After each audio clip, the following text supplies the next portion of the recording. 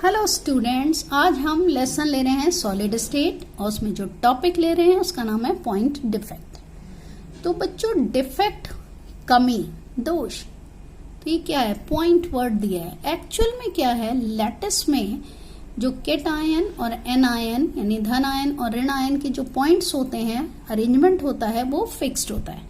लेकिन अगर उस अरेंजमेंट में कुछ इरेगुलरिटी यानी कुछ कमी दिखाई देने लग जाती है तो हम क्या कहते हैं कि उस लैटिस में एक डिफेक्ट आ गया, और इस डिफेक्ट को क्या कहते हैं? Point defect. अब पॉइंट डिफेक्ट कितने हैं? दो टाइप के, स्टोक्योमेट्रिक, नॉन स्टोक्योमेट्रिक। स्टोक्योमेट्रिक का क्या मतलब होता है?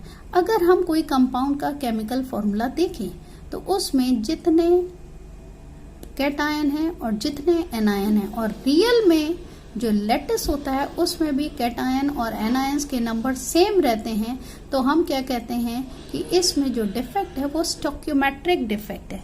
लेकिन अगर केमिकल फॉर्मूले में जो कैटायन एनायन है और जो लैटिस में कैटायन और एनायन के नंबर्स हैं अगर सेम नहीं होते तो हम क्या कहते हैं? ये डिफेक्ट कैसा है? Non stoichiometric defect. बच्चे उसको वन बाय वन लेंगे और आपको क्लियर हो जाएगा। तो स्टोक्योमेट्रिक डिफेक्ट ये दो टाइप का होता है, एक कहलाता है शॉर्टकी डिफेक्ट, एक फ्रैंकल डिफेक्ट। बेटा बहुत ही इंपॉर्टेंट टॉपिक है, इसको बहुत ध्यान से समझेंगे। अगर आप डायग्राम पे कंसंट्रेट हो जाते हैं तो आपको मैटर समझने में भी कोई मुश्किल नहीं आएगी। तो बेटा डायग्राम देखिएगा। मैंने एक लैटिस बनाया है जिसमें A+ और B- यानी कैटायन है A और एनायन है B। अब उसका अरेंजमेंट कैसे? ये AB टाइप का है तो A+, B-, A+, B-। यहाँ पे B+, B-, A+। यहाँ पे देखिए मैंने होना क्या चाहिए था? B-, बट मैंने वो प्लेस वेकेंट रखा है। फिर A+, फिर यहाँ होना चाहिए था A+, मैंने यहाँ वेकेंट रखा है। ये B-, A+, B-। तो अब इसके अरेंजमेंट से आपको मैटर समझ आ रहा होगा। अब ये इस टाइप के लैटिस होते हैं या क्रिस्टल्स होते हैं जिनमें कैटायन और एनायन जो है अपने प्लेस से मिसिंग होते हैं। लेकिन ध्यान रखिएगा, जितने कैटायन मिसिंग है उतने ही एनायन मिसिंग है। तो ओवरऑल अगर इसका फॉर्मूला देखेंगे तो उसमें कैटायन और एनायन के नंबर सेम आएंगे, इसीलिए ये क्या होगा? न्यूट्रल मॉलिक्यूल, यानी ये न्यूट्रल क्रिस्टल होगा। इस पे कोई भी पॉजिटिव एंड नेगेटिव चार्ज नहीं होगा। Reason, number of cation anion same. अगर यहाँ से एनायन मिसिंग है तो यहाँ से कैटायन मिसिंग हो गया, तो ओवरऑल प्लस माइनस एक दूसरे को बैलेंस कर लेगा। और यहाँ जो प्लेस वेकेंट आएगा उसको हम कहेंगे होल्स। इसके एग्जाम्पल देख लेते हैं बच्चों। एक क्या है? Sodium chloride, potassium chloride, silver bromide, potassium bromide, ये सभी में शॉर्टकी डिफेक्ट होता है। ये वो कंपाउंड्स होते हैं बच्चों जिनकी कोऑर्डिनेशन नंबर हाई होती है, और इसमें जो रेडियस मैंने आपको बताया था बेटा जी, जो R+ और R- रेडियस रेशियो जो होता है वो 1 से बहुत ज्यादा कम नहीं होता। तो ध्यान रखिएगा। और इनकी कोऑर्डिनेशन नंबर हाई होती कितनी होती है? तो इनकी कोऑर्डिनेशन नंबर 6 या फिर 8 होती है। क्लियर बच्चों? एक बार फिर से बता देते हैं शॉर्टकी डिफेक्ट क्या है। पहले तो ये दिया किसने? भाई साइंटिस्ट शॉर्टकी ने दिया, क्योंकि नाम से क्लियर है। इसमें जो लैटिस होता है उसमें कैटायन और एनायन अपनी जगह से मिसिंग होते हैं और उनकी जगह क्या होता है? होल क्रिएट होते हैं। लेकिन ध्यान देने वाली बात यह है कि जितने कैटायन मिसिंग होंगे उतने ही एनायन मिसिंग होंगे, इसलिए ओवरऑल जो क्रिस्टल लैटिस है वो न्यूट्रल रहेगा। क्लियर बच्चों? अब ये किस में होगा ये भी देख लीजिए। जिनकी कोऑर्डिनेशन नंबर 6 या 8 यानी कि हाई होगी, और इनका जो रेडियस रेशियो है वो 1 से बहुत ज्यादा कम नहीं होगा।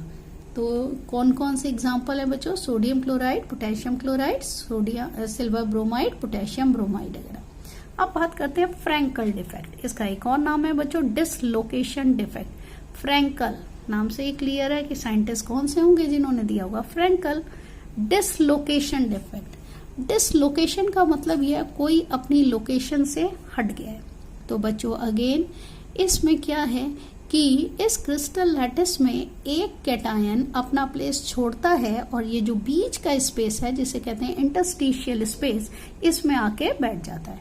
तो आप ध्यान दीजिए, जो इसने अपना स्पेस अपना प्लेस छोड़ा है ये बाहर नहीं गया, ये उसी लैटिस के अंदर है।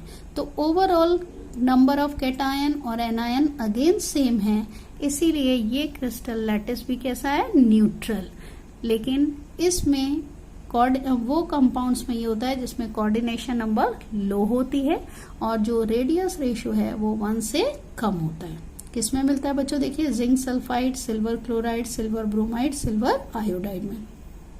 अब डायग्राम में भी देख लीजिए, यहाँ मैंने लिया A+, फिर B-, उसके बाद बेटा मैंने यहाँ पे फिर लिया है A+, B-, यहाँ B-, यहाँ देखिए A+, यहाँ का हटा दिया है जो कि मैंने यहाँ पे रख दिया है, और next B-, then A+, B-, A+, B-। तो ओवरऑल अगर आप चेक करोगे तो नंबर ऑफ कैटायन और एनायन सेम रहेंगे, बट डिफरेंस क्या है कि कैटायन ने अपना प्लेस छोड़ा और वो इंटरस्टिशियल स्पेस में है। इससे क्या हुआ, वहां पे एक होल क्रिएट हो गया। ओके बेटा, तो बच्चों ये एक चीज और समझ लीजिए, शॉटकी और फ्रैंकल डिफेक्ट्स में अगर कभी डिफरेंस आए तो ध्यान रखिएगा कि शॉटकी जो डिफेक्ट था उसमें पॉजिटिव और नेगेटिव आयन कम हो गए थे, यानी कैटायन और एनायंस के नंबर कंपैरेटिवली कम हो गए थे, तो ऑटोमेटिकली जो क्रिस्टल लैटिस का जो डेंसिटी होगी वो पहले से कम हो जाएगी। लेकिन फ्रैंकल में A+ ने अपना प्लेस छोड़ा था, लेकिन वो कहीं बाहर नहीं गया था बच्चों, वो वहीं पे रहा था इंटरस्टिशियल स्पेस में। तो इसका मतलब उसमें उसकी डेंसिटी में कोई भी चेंज नहीं आएगा। तो ये पॉइंट बहुत अच्छे से समझ लीजिएगा बच्चों, डेंसिटी पे क्वेश्चंस आ सकते हैं। नेक्स्ट ले रहे हैं बच्चों हम नॉन स्टोक्योमेट्रिक डिफेक्ट्स। अब ये डिफेक्ट्स क्या होते हैं, ये वो डिफेक्ट्स होते हैं जिसमें क्रिस्टल लैटिस में जो कैटायन और एनायंस के नंबर होते हैं वो उसके केमिकल फॉर्मूले के बराबर नहीं होते, उससे कुछ हटके होते हैं। क्या होते हैं ये, दो टाइप के, एक है मेटल एक्सेस, यानी मेटल यानी कि कैटायन कंपैरेटिवली ज्यादा हो एक्सेस में, और दूसरा है मेटल डेफिशिएंसी डिफेक्ट, यानी मेटल यानी कैटायन कंपैरेटिवली कम हो। तो बेटा हम दो केस लेंगे मेटल एक्सेस डिफेक्ट में। अब मेटल एक्सेस डिफेक्ट में पहला जो मैंने लिया है, अगर हम कह रहे हैं मेटल ज्यादा है एक्सेस में है, तो इनडायरेक्टली हम क्या कह रहे हैं कि एनायन कंपैरेटिवली कम है। तो बच्चों इसमें क्या होता है, इस क्रिस्टल लैटिस में नंबर ऑफ कैटायन तो सेम होते हैं, लेकिन नंबर ऑफ एनायंस जो होते हैं उसमें से एक एनायन जो होता है वो मिसिंग होता है, और उस एनायन के मिसिंग होने से क्या होगा कि क्रिस्टल लैटिस पे चार्ज तो न्यूट्रल नहीं होगा। तो चार्ज को न्यूट्रल करने के लिए क्या होता है कि जहां से एनायन मिसिंग होता है उसका वो प्लेस गेन कर लेता है इलेक्ट्रॉन, और इलेक्ट्रॉन पे नेगेटिव चार्ज है। तो बच्चों ओवरऑल जो क्रिस्टल लैटिस है वो फिर से न्यूट्रल हो जाता है। अब इसको देखिएगा, यहाँ मैंने क्या लिया है, A+ है, यहाँ B-, फिर A+, फिर B-, यहाँ B- है, फिर A+ है, और B- का प्लेस खाली था, वहां क्या आ गया, एक इलेक्ट्रॉन, फिर A+, फिर A+, B-, A+, B-। अब आपको लगेगा ये इलेक्ट्रॉन कहाँ से आया, तो ये भी मैं आपको क्लियर कर दूं। अगर हम A+ कहते हैं तो इसका सेंस क्या होता है कि उसने एक इलेक्ट्रॉन दिया है, B- कहते हैं उसका मतलब इलेक्ट्रॉन लिया है। तो A हर जगह इलेक्ट्रॉन दे रहा है और B ले रहा है, यहाँ पे B प्रेजेंट नहीं है। तो A+ जब बना है तो इस A ने पहले एक इलेक्ट्रॉन दिया तभी तो A+ बना, और वो इलेक्ट्रॉन जो इसने दिया है वो क्या होगा, इस जो यहाँ पे होल है यहाँ पे इस प्लेस में आके वो फिट हो जाता है। तो इसीलिए चार्जेस बैलेंस रहते हैं और लैटिस कैसे रहता है, न्यूट्रल। अब जहां पे ये इलेक्ट्रॉन रहता है उसको हम कहते हैं बच्चों F सेंटर। F का मतलब क्या है, फार्बेंजेंटर सेंटर, और फार्बेंजेंटर वर्ड है जर्मन का जिसका मीनिंग होता है कलर। यानी ये क्रिस्टल लैटिस में ये डिफेक्ट जिन क्रिस्टल लैटिस में होता है उसमें एक टाइप का कलर क्रिएट करता है। कैसे होता है वो भी देखेगा। अगर हम सोडियम क्लोराइड को हीट करें सोडियम वेपर्स के साथ तो क्या होता है कि उसमें एक येलो कलर का नॉन स्टोक्योमेट्रिक डिफेक्ट आ जाता है, तो वो हमें येलो लगने लगता है।